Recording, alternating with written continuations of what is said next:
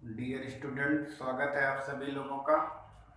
तो चलिए आज के इस लेक्चर में हम लोग शुरू करते हैं कार्बनिक रसायन का उद्भव। ओके, तो हम देखेंगे कि कार्बनिक रसायन का विकास कैसे हुआ है। तो आपको सबसे पहले मैं बताना चाहूँगा कि वर्तमान में कुल 119 तत्व खोजे जा चुके हैं। तो वर्तमान में तत्वों की संख्या है 119। वर्तमान में तत्वों की संख्या है 119। ओके, तो 119 तत्व खोजे जा चुके हैं और इन्हीं 119 तत्वों में से एक महत्वपूर्ण तत्व है कार्बन। एक महत्वपूर्ण तत्व आपका है कार्बन। ओके, जिसका प्रतीक है सी। कार्बन का परमाणु क्रमांक है 6 और इसका परमाणु भार है 12। ओके, तो कार्बन का परमाणु क्रमांक 6 और इसका परमाणु भार 12 है। ओके, यानी इसके नाभिक में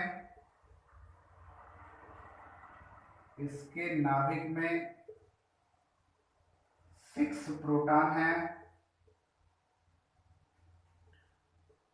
6 प्रोटॉन, 6 न्यूट्रॉन और इसके कक्षाओं में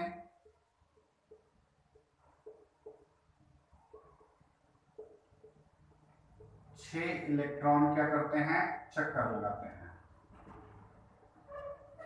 ओके, तो कार्बन परमाणु के नाभिक में 6 प्रोटॉन होते हैं, 6 न्यूट्रॉन होते हैं और इसकी कक्षाओं में 6 इलेक्ट्रॉन क्या करते हैं, चक्कर लगाते हैं। इसका इलेक्ट्रॉनिक विन्यास देखते हैं। तो इसका इलेक्ट्रॉनिक विन्यास हो जाता है,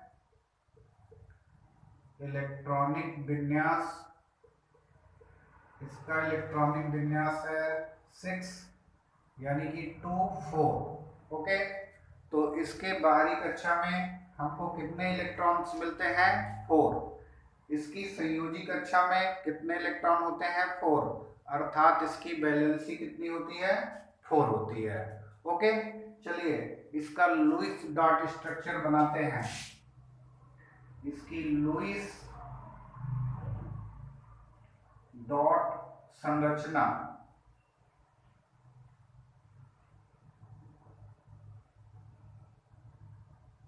लुईस डॉट संरचना बनाते हैं।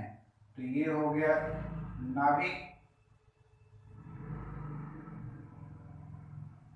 नाभिक में 6 प्रोटॉन और 6 न्यूट्रॉन। ओके, इसके नाभिक में 6 प्रोटॉन और 6 न्यूट्रॉन होते हैं। पहली कक्षा में इसके 2 इलेक्ट्रॉन होते हैं और दूसरी कक्षा में इसके 4 इलेक्ट्रॉन्स रहते हैं।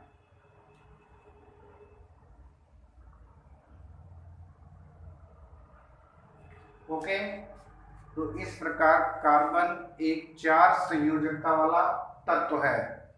अब हम इसके बारे में देखते हैं कि इस तत्व की उपयोगिता इतनी क्यों ज्यादा हो गई कि हमें रसायन विज्ञान की एक अलग शाखा कार्बनिक रसायन के पढ़ने का श्रेय हुआ।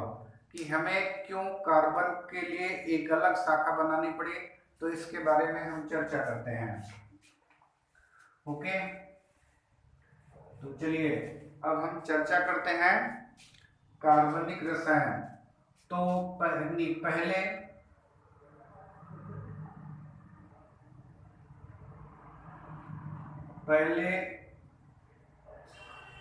कार्बन के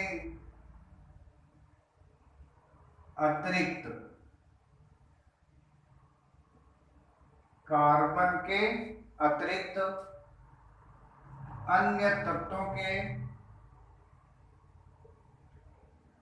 तत्वों के यौगिक अधिक हुआ करते थे। यौगिक अधिक हुआ करते थे।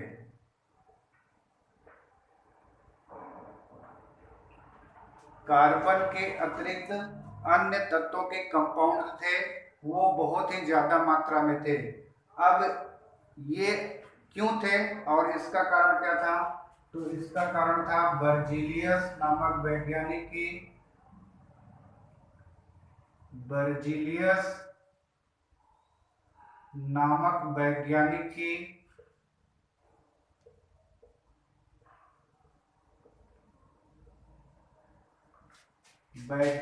की जैव शक्ति सिद्धांत थ्योरी,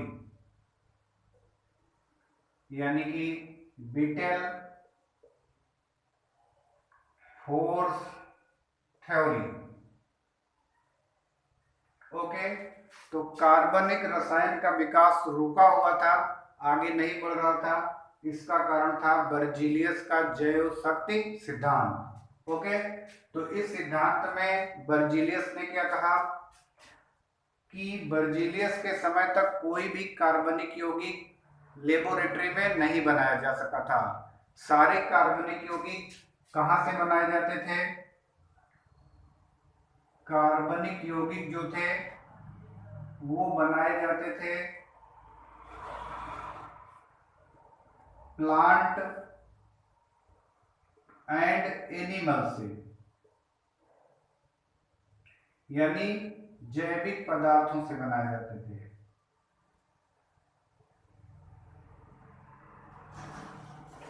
ओके, तो बर्जीलियस के समय तक जो भी कार्बनिक यौगिक प्राप्त हुआ करते थे वो या तो प्लांट से प्राप्त होते थे या तो एनिमल से प्राप्त होते थे।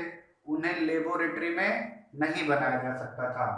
इसी वजह से बर्जीलियस ने अपना एक सिद्धांत दिया और उस सिद्धांत में उन्होंने कहा कि कार्बनिक यौगिक को बनाने के लिए एक विशेष प्रकार की शक्ति, जिसे जैव शक्ति कहते हैं, उसकी आवश्यकता होती है और ये शक्ति प्रकृति द्वारा ही बनती है, इसे प्रयोगशाला में नहीं बनाया जा सकता।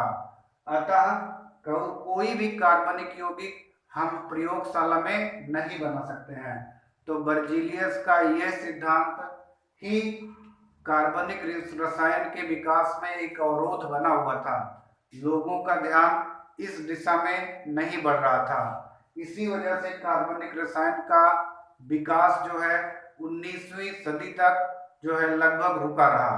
19वीं सदी के दौरान अब हम पढ़ेंगे कि फ्रेडरिक ओहलर नामक साइंटिस्ट ने बर्जीलियस के जैव शक्ति सिद्धांत का अंत किया और वहीं से कार्बनिक रसायन के विकास की जो है सीढ़ी दिन ब दिन बढ़ती गई और वर्तमान में कार्बनिक यौगिकों की संख्या इतनी ज्यादा हो गई कि हमें कार्बनिक रसायन को अलग पढ़ने की आवश्यकता पड़ी।